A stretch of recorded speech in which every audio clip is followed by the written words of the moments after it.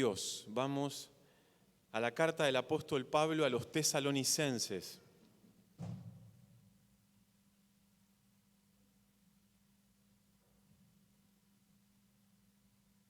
Capítulo 3.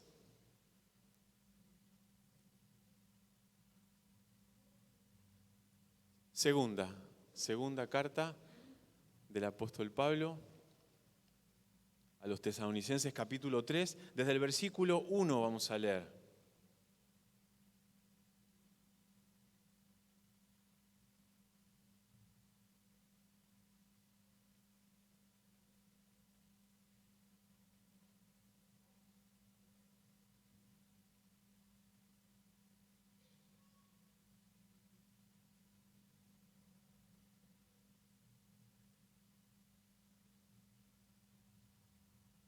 Segunda de Tesalonicenses 3:1. Por lo demás, hermanos, orad por nosotros, para que la palabra del Señor corra y sea glorificada, así como lo fue entre vosotros. Y para que seamos librados de hombres perversos y malos, porque no es de todos la fe. Pero fiel es el Señor, que os afirmará y guardará del mal. Y tenemos confianza respecto de vosotros en el Señor, en que hacéis y haréis lo que os hemos mandado. Y el Señor encamine vuestros corazones al amor de Dios y a la paciencia de Cristo. Señor, gracias por tu palabra. En el nombre de Jesús, queremos pedirte que vos hables hoy a nuestra vida a través de tu palabra. Señor, nosotros abrimos la Reina Valera, pero te pedimos que vos abras los misterios de tu palabra. Que tu Espíritu Santo hoy nos guíe, trabaje en nuestro corazón y nos moldee. Te necesitamos. No podemos por nuestra propia capacidad, Señor, discernir misterios que solo vos podés mostrar. Por eso clamamos en esta mañana y te pedimos que nadie salga de este lugar igual que como entró. Vos conocés el corazón de cada uno de los que están aquí y te pedimos tu trabajo, tu bendición en sus vidas. En el nombre de Cristo Jesús. Amén. Amén. Quiero dar una bienvenida muy especial a todas las visitas. Aquellos que estén por primera, por segunda vez, Dios les bendiga grandemente, Dios les bendiga especialmente. Es un gusto tenerlos entre nosotros. El apóstol comienza este bloque de pensamiento tan importante pidiendo ayuda. Este hombre de Dios, con su estatura espiritual y todo su equipo de predicadores y de misioneros, necesitan ayuda. Están seguramente a unos 570 kilómetros de Tesalónica. Seguramente Pablo está en Corinto en este momento y pide ayuda. Hermanos, oren por nosotros. Qué importante ya el primer ejemplo que nos deja. ¿Vos sos una persona que pide ayuda? ¿Sos una persona que necesita ser ayudada por alguien? ¿O en tus propios criterios no necesitas ayuda de nadie? Y si vos pensás que necesitas ayuda, ¿ponés eso a funcionar? ¿A moverse? ¿Y te acercás a alguien y pedís ayuda y sos asistido y sos guiado y sos bendecido y sos enseñado? Porque el apóstol Pablo, con su tremenda estatura espiritual, está pidiendo ayuda. ¡Qué maravilla que un cristiano comprenda esto! Invita a los tesalonicenses a que sean equipo junto con él. Están tan lejos. Él está en Corinto y ellos están en Tesalónica, casi 600 kilómetros. Pero les dice, iglesia de Tesalónica, seamos equipo, ayúdenme orando al Señor. Necesitamos de sus oraciones, de su clamor. los involucra en la obra. ¿Te sentís involucrado en todas las actividades de la comunidad de fe donde Dios te puso? Estás seguramente atento a esa tarea que Dios te encomendó a vos específicamente y posiblemente a ese equipo en el que vos estás.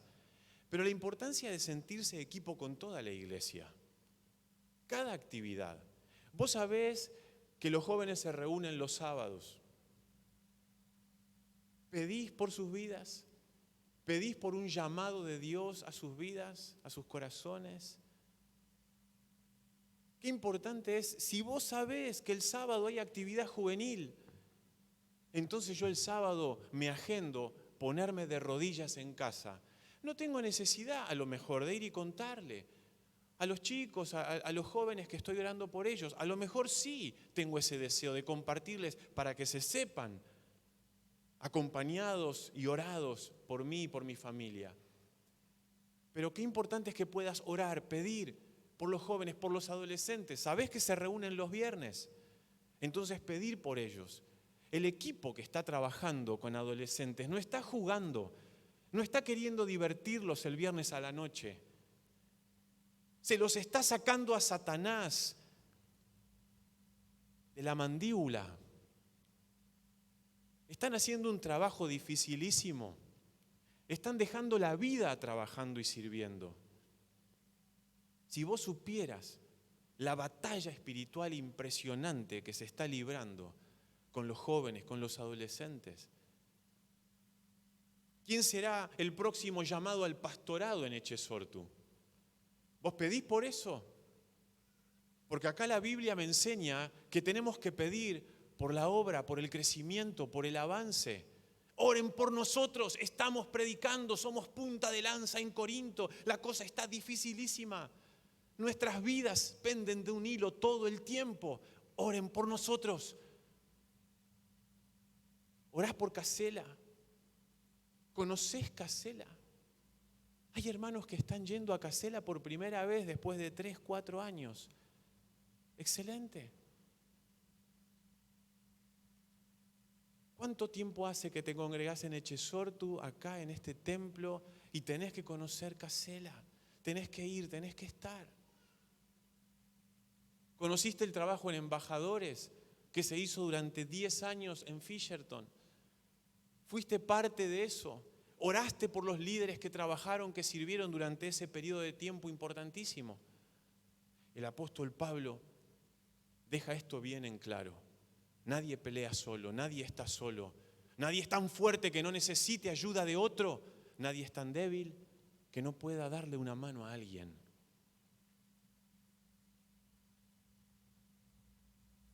Involúcrense, todos involucrados en el servicio de todos. Eso es lo que nos enseña este texto. ¿Y por qué clamar? Por la expansión territorial, que se propague rápidamente el Evangelio. ¿Qué dice ahí? Para que la palabra del Señor corra y sea glorificada. Que la palabra de Dios corra y sea glorificada, o sea, que la expansión del Evangelio avance y que sea glorificada. Entendemos que impacte en los corazones, que las personas que escuchen puedan entender la potencia y la profundidad del mensaje que se les está predicando. No es un mensaje en que sencillamente le decimos a la gente, Dios es bueno, Dios te quiere mucho, y pedile algo cuando lo necesites. No predicamos una cosa así. No decimos eso, ese no es el mensaje de Jesús. Predicamos un mensaje que transforma toda la vida, que transforma el corazón de la persona, desde adentro hacia afuera, que tiene como un efecto final el cambio de la conducta, pero que primero cambia el corazón. Anunciamos que los matrimonios pueden cambiar, que los matrimonios pueden ser sanados, que el corazón de las personas pueden ser transformado. Predicamos que las familias, que hay reconstrucción de relación entre padres e hijos. Lo creemos, oramos por eso, que hay reconstrucción de relación entre hijos y padres. Lo que abarca el Evangelio es gigantesco, la integralidad del Evangelio. Que la palabra corra, se expanda, alcance territorios inalcanzados, alcance corazones que todavía no conocen el Evangelio. Y además, que cuando esa gente escuche, el mensaje impacte con toda su potencia y toda su fuerza. Vidas transformadas, la transformación del Evangelio, a eso apunta el apóstol Pablo. Para que seamos, y el versículo termina diciendo, así como lo fue entre vosotros. Qué lindo es recordar las personas que nos predicaron. Qué lindo es recordar el momento en que nosotros conocimos a Cristo Jesús. Qué hermoso es recordar esa persona que nos trajo el Evangelio. Hace unos días atrás en el curso de evangelismo que dimos, terminamos esa mañana hermosa de capacitación recordando quién me predicó, recordando el nombre o los nombres de las personas a quien Dios usó para conocer su amor y su poder. Fue un momento precioso. Hubo lágrimas, hubo llanto, hubo un movimiento interno impresionante. Y esto es lo que está diciendo el apóstol Pablo. Recuerden ustedes, tesalonicenses, cómo la palabra impactó la vida de ustedes. Así oren, así, con esa expectativa de lo que sucedió en la vida de ustedes, oren pidiendo a Dios una transformación impresionante en este mundo. Y para que seamos librados de hombres perversos y malos, porque no es de todos la fe.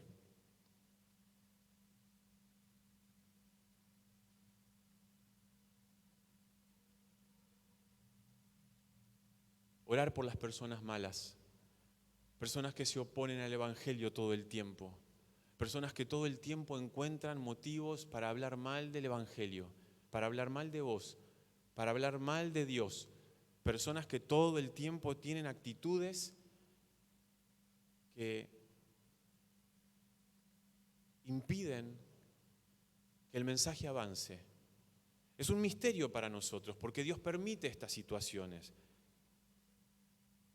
Pero lo importante es que tenemos que pedir. Eso es lo que nos enseña el apóstol.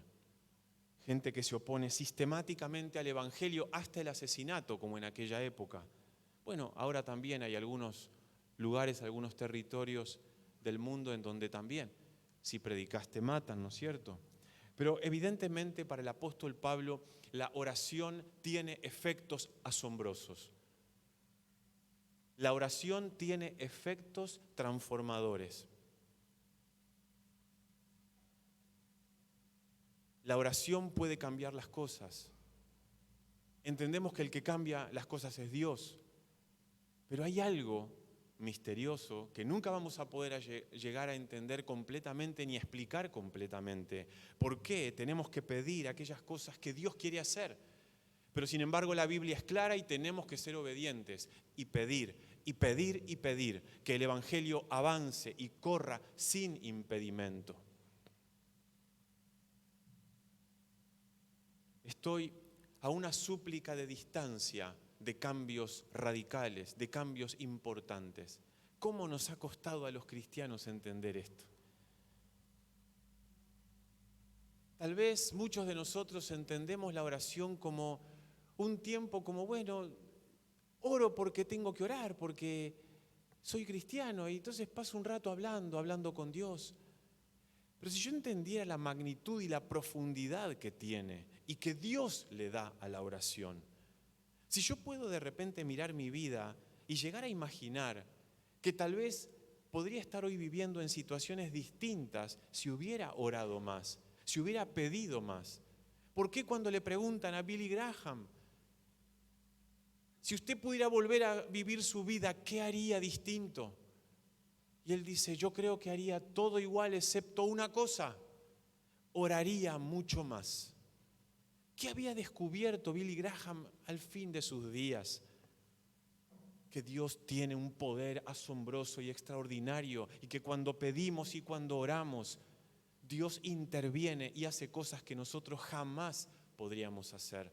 Para nuestros esfuerzos estamos nosotros, para hacer lo que yo puedo hacer, para levantarme a las 5 de la mañana y postrarme aquí adelante con un almohadoncito y orar y pedir y clamar. Estoy yo, estás vos. Pero para producir un cambio en el corazón de las personas, un cambio que solo Dios puede hacer. Ese es el tiempo de orar, de pedir, de batallar, de suplicar. ¿Cuáles son los resultados de una vida de oración? Es asombroso, es inexplicable. ¿Cuántas cosas en nuestra vida pueden cambiar si oráramos más? Si pidiéramos más al Señor que interviniera. Pedirle cosas a Dios que glorifican su nombre. De eso se trata la oración. Orar concentrados en su voluntad, concentrados en su palabra, concentrados en sus verdades espirituales. No pedimos para satisfacer nuestros caprichos, ya lo sabemos. Pedimos enfocados y concentrados en lo que Él quiere hacer. Si pedimos cosas que glorifican su nombre, Él se deleita en responderlas. Entonces, si para hacer las cosas que yo puedo hacer, no necesito orar, y pido entonces aquellas cosas que Dios es capaz de hacer, tengo que sincerarme en la oración y decirle: Señor, usa mi vida, úsame más, úsame de una manera distinta. Señor, estoy muy callado últimamente, estoy hablando muy poco de vos. Es más, no estoy hablando. Se me pasan los días y no estoy hablando, Señor. ¿Qué me estará pasando? Señor, estoy frío. Señor, estoy apático. Señor, veo gente revolviendo basura en el container y no me importa. Señor, estoy asustado de mí mismo. Señor, cambia mi vida. Señor, transfórmame. Quiero orar cosas importantes. No estamos paviando cuando oramos. No estamos satisfaciendo nuestra propia necesidad religiosa para sentirme tranquilo, listo, ya oré, cumplí, qué buen cristiano soy, voy por el día como cualquier mundano.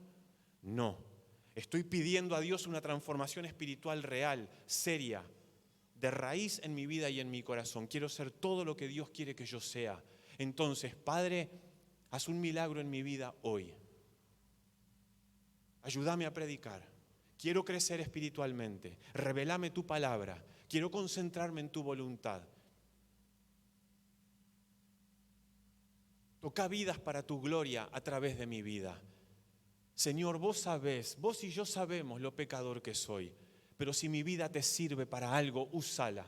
Estoy dispuesto a abrir mi boca, estoy dispuesto a tomar decisiones, pero ayúdame, te necesito. Esas son oraciones verdaderas. ¿Lo demás qué es? Es ponerse a lamerse las heridas delante de Dios. Señor, pobrecito de mí, todo lo que me pasó. Pero bueno, qué bueno que vos estás al lado mío para zafar. Yo no quiero zafar. Yo quiero que Dios haga un milagro en mi vida. Yo quiero que Dios trabaje en mi vida y rompa cadenas y ataduras que me han limitado por décadas. Tengo 50 años. Estoy en el mejor momento de mi vida. Todo está por delante. Doy gracias a Dios por todo lo vivido, pero todo lo que Dios tendrá preparado, todo lo que Dios haya preparado para cada uno de nosotros, lo queremos, pero para eso hay que sincerarse delante de Dios. Señor, expande tu reino a través de mi vida. Expande tu reino a través de mi vida o llévame a tu presencia. Pero estar acá y no ser de utilidad a tu santo y poderoso nombre, ¿para qué quiero? Si estar en el cielo mirándote, adorándote, es mucho más hermoso que esta tierra de aflicción. Señor, yo quiero salir de la mediocridad espiritual. Señor, yo quiero salir de la pasividad. Señor, ayúdame a salir de la frialdad y de la apatía. Hay que ser muy valiente para orar así. Hay que ser muy cristiano. Porque el problema no es la apatía, la mediocridad, la dureza de corazón. Todo eso ya es parte de nuestra humanidad. El problema es quedarse a vivir en esas actitudes. Es creer que Dios no tiene nada nuevo para mí. Ese es el problema. Lo demás, Dios ya sabe lo pecador que soy. Dios ya te conoce, nos conoce. Por eso vino Cristo y derramó su sangre por vos y por mí.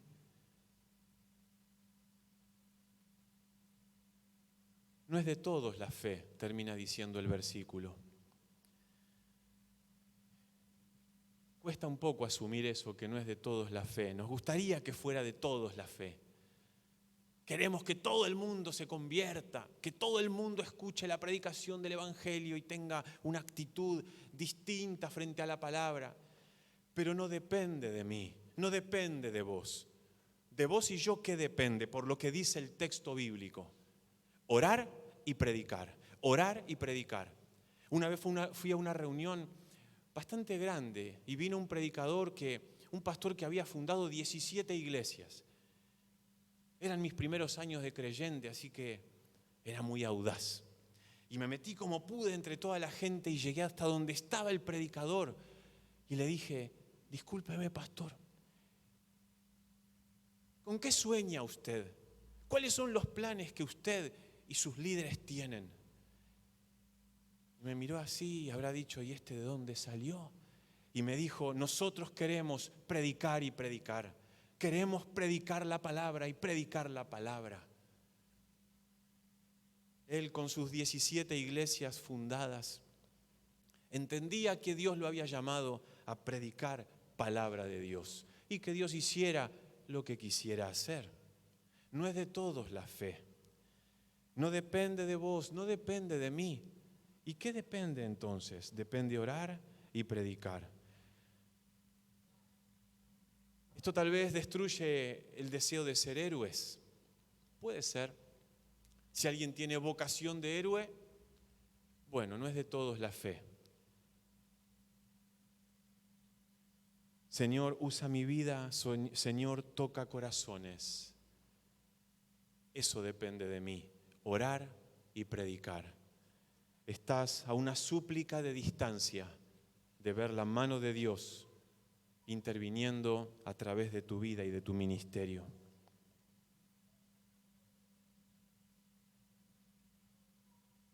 Pero fiel es el Señor que os afirmará y guardará del mal.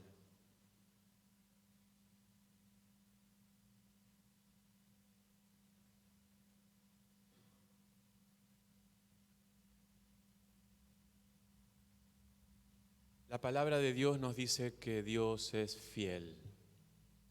Dios es fiel. Dios es fiel porque se mantiene amando a pesar de nuestros errores, de nuestros pecados, de nuestras equivocaciones. Él es estable en su amor, en su búsqueda de tu corazón, en su búsqueda de tu vida, en sus deseos de que tu vida sea transformada. Él es fiel. Déjame decirte que Dios está más interesado en tu futuro que en tu pasado. ¿Cómo sería esto? Dios está más interesado en que vos experimentes toda una transformación espiritual, de crecimiento, de discipulado, de aprendizaje, que refregarte por la cara todo lo que te has equivocado en la vida. Yo percibo eso en el corazón de Dios. Y no hace mucho que lo empecé a percibir.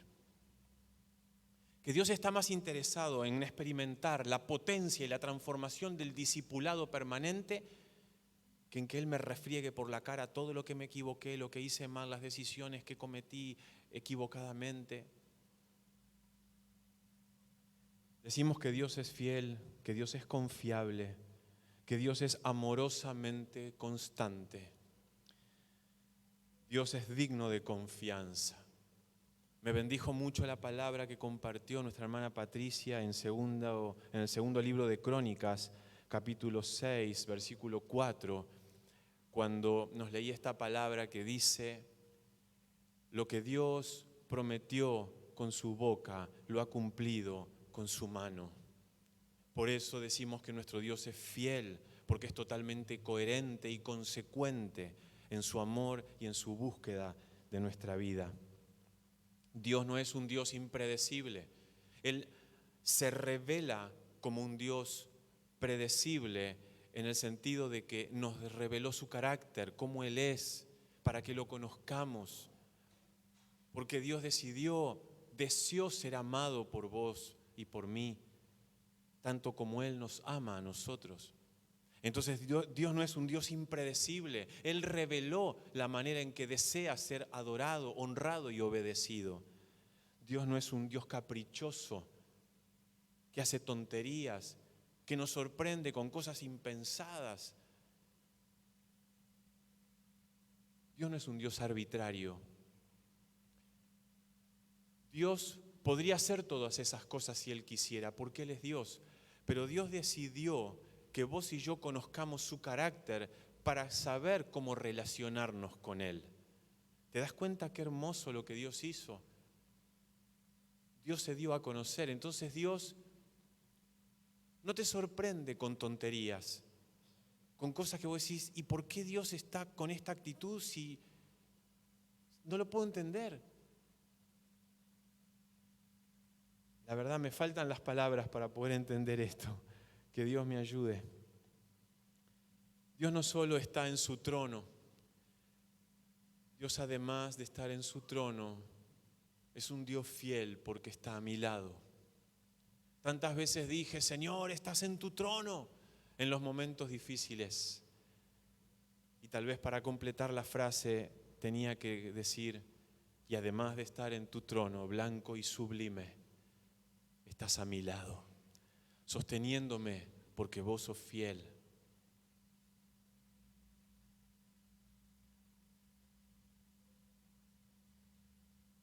Él os afirmará y guardará del mal, versículo 3. Dios nos afirma, nos fortalece y nos guarda del mal. Un hombre que será martirizado dentro de unos años está diciendo que Dios te guarda del mal. Un hombre que participó en el asesinato de Esteban está diciendo que Dios guarda del mal. Entonces, ¿qué es que Dios nos guarde del mal? Si nuestra vida está en juego y en riesgo, y Dios podría llegar a permitir en algún momento el asesinato por predicar la palabra, que seas martirizado. ¿Qué es que Dios nos fortalece y nos guarda del mal? Significa que vos y yo podemos vivir confiados en que todo lo que vos experimentes estará contemplado por su soberanía. Sus brazos soberanos abarcan todo lo que a vos te toque vivir, aún el martirio. ¿Qué construcción espiritual tan amplia está dando aquí el apóstol Pablo? Porque cuando uno piensa superficialmente, puede llegar a imaginar que Dios me guarde es que todo me salga bien, que todo me salga como yo quiero. Pero cuidado con lo que la Biblia parece decir, pero no dice. Los hombres, los mártires que hubo en la vida de la iglesia, en la historia de la iglesia, Dios no los guardó, no los cuidó, no los protegió. Sí, Dios estuvo allí, permitiendo eso por algún motivo, a veces inexplicable, que no se puede llegar a entender completamente. Pero lo importante entonces es confiar. No es nada malo me va a pasar, sino que todo lo que pase estará abarcado por su soberanía y su provisión prometida. Todo lo que suceda estará bajo la provisión de Dios en tu vida. Aunque ande en el valle de sombra de muerte, no temeré mal alguno, porque tú estarás conmigo. Tu vara y tu cayado me infundirán confianza. Este hombre que padeció naufragios, que fue azotado, apedreado y que finalmente será martirizado en el 60, 63, 64. Está diciendo con toda seguridad que Dios te guarda del mal. Qué hermoso. Qué hermoso saber que todo lo que suceda estará contemplado en su autoridad. Vos no podés vivir sin esa seguridad, porque la palabra de Dios te lo está enseñando. 4 y 5. Y tenemos esta confianza respecto a vosotros en el Señor, en que hacéis y haréis lo que os hemos mandado. El apóstol Pablo estuvo enseñando a los tesalonicenses y está confiado en que los tesalonicenses se esforzarán por poner por obra lo que han aprendido. Poner por obra es lo más difícil en la vida cristiana. Poner por obra no es lo mismo que saber lo que la Biblia dice. Una cosa es lo que la Biblia dice y otra cosa es lo difícil que es poner por obra lo que la Biblia dice.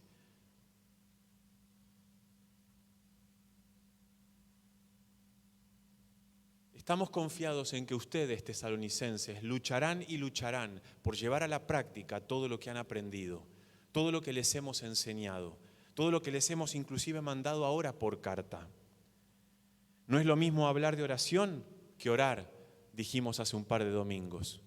No es lo mismo hablar de discipulado que experimentar la transformación del discipulado, los desafíos del discipulado, la obediencia en el discipulado, las dificultades que se nos presentan en la vida para aceptar el discipulado de Dios en nosotros, las cosas a las que hay que renunciar, las decisiones que hay que tomar. No es lo mismo hablar de evangelización que evangelizar.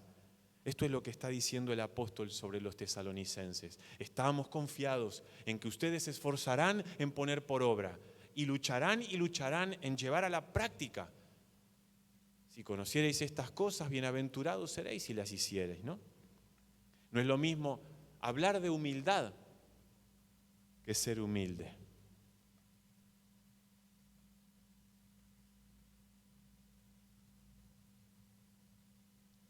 Cinco, y el Señor encamine vuestros corazones al amor de Dios y a la paciencia de Cristo. Perseverar con la paciencia de Jesús. Jesús soportó grandes dificultades y siguió adelante hasta cumplir con el propósito total y definitivo que Dios tenía preparado para él. Cumplió su deber en obediencia. Amar como Dios ama. Eso es lo que está diciendo el apóstol para los tesalonicenses, que el Señor los lleve a un entendimiento cada vez más profundo del amor de Dios. Que el Señor los lleve a un entendimiento cada vez más profundo de su amor. ¿Sabés qué es eso? Transformación en el discipulado. Estar en proceso. Tesalonicenses, ustedes están en proceso.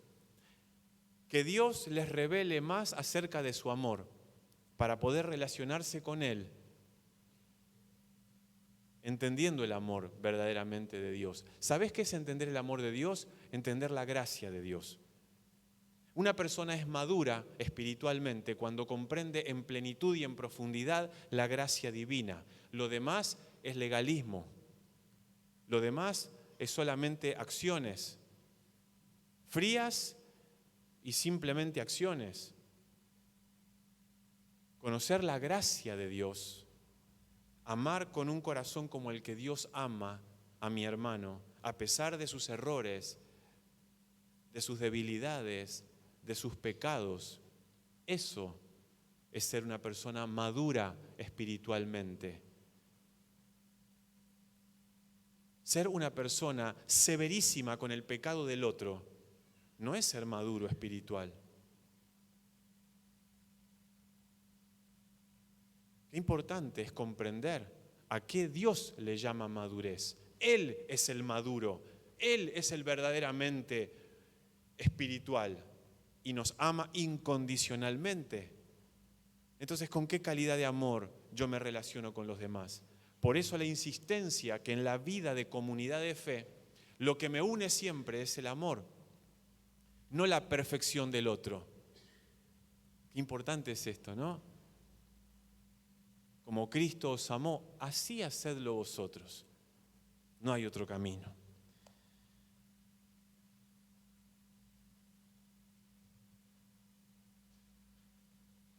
Termino diciendo que lo que quiere el apóstol Pablo en los tesalonicenses es que se forje lo eterno, que se forje un carácter en donde las verdades eternas echen raíces. Así se despide con este versículo 5.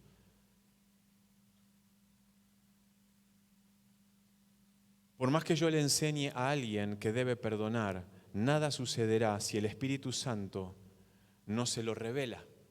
Yo puedo enseñarle a una persona, vos tenés que perdonar, hay que perdonar porque Dios te perdonó. Está bien, pero no es más que información. Importantísima, pero no es más que información.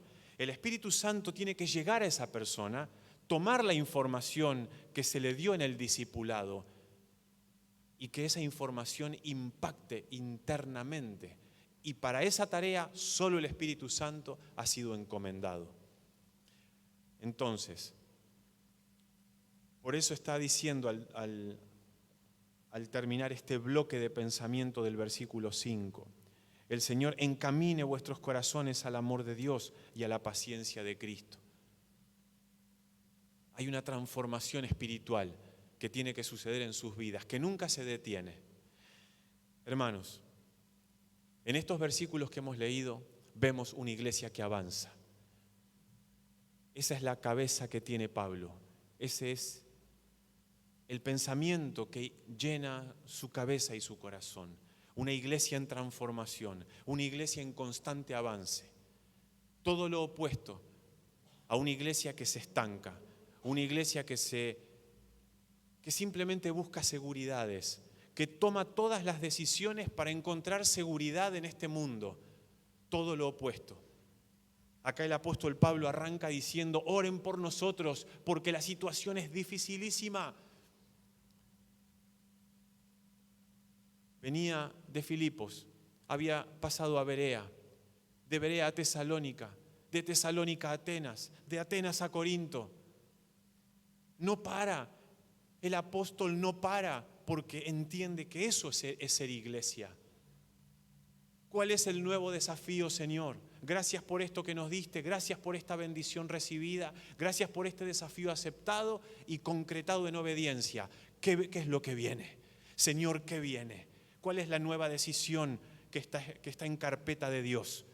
Dios tiene desafíos en carpeta, está ahí.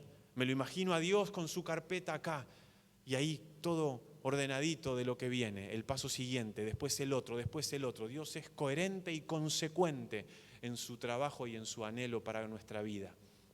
Entonces, una iglesia es movimiento, una iglesia es desafío, una iglesia es todo el tiempo preguntarnos, ¿y ahora qué, Señor?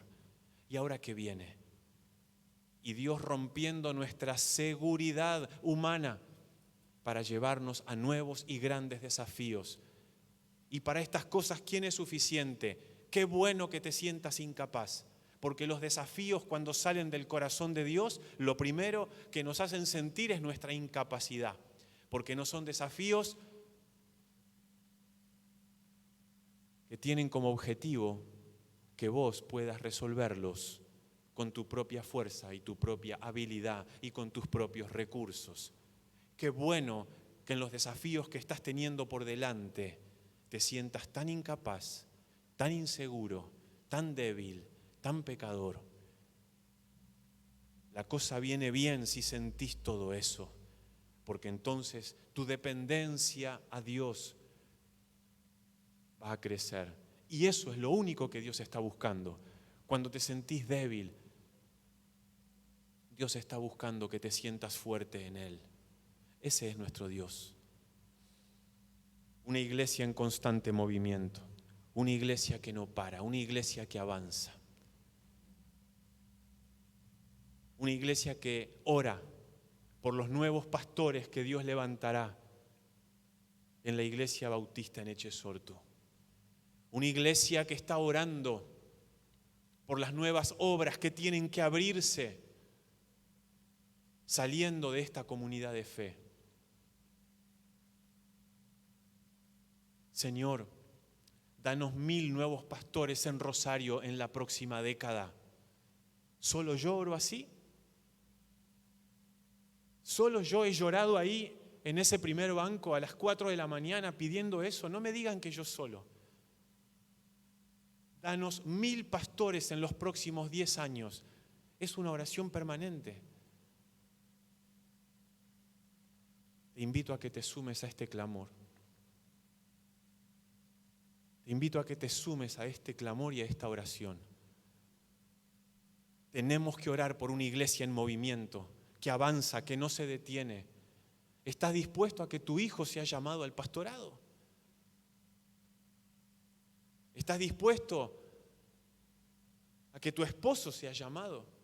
Acabo de recibir una invitación para una instalación al pastorado de un hermano muy querido, Orlando Vitale. Orlando tendrá 60 años y acaba de ser llamado al pastorado con 60 años. Yo creí que Dios te llamaba a los 17, 18, 20, 22 y ahí ya todo estaba ordenadito, bien armadito. No. Dios llama a cualquier edad, a cualquier persona, en cualquier momento, porque así es nuestro Dios. Ahora, todo lo que Él viene haciendo tiene que ver con lo que va a hacer después. Prepárate. ¿Me estará llamando Dios al pastorado? No lo sé, pero mientras tanto me como la Biblia todos los días cruda. Como y leo y leo y leo. Y si Él me quiere llamar, que me llame. Y si no me llama, me llamará a otras cosas, porque hay un montón de otras cosas a las que Dios está llamando.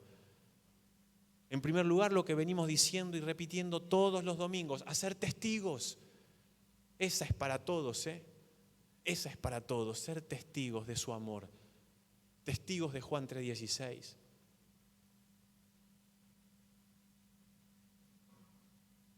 Oremos. Señor, gracias por tu palabra. Gracias porque sos bueno, sos paciente, sos amoroso. Porque nos repetís una y otra vez las mismas cosas. Bendito sea tu santo nombre. Queremos adorarte, bendecir tu nombre en esta mañana, Señor. Sos bueno, sos fiel. Gracias, Señor. Queremos entregarte las decisiones que tenemos por delante, los proyectos que vos tenés en tu corazón y que nos estás mostrando a nosotros. Gracias, Señor. Porque vos tenés planes. Vos sos el que nos envía a este mundo necesitado. Gracias, Señor. Gracias. Te pido en este momento que nadie salga de este lugar igual que como entró. Señor, opera cambios y transformaciones en nuestra vida a partir de las verdades eternas escritas en tu palabra. En el nombre de Jesús. Amén.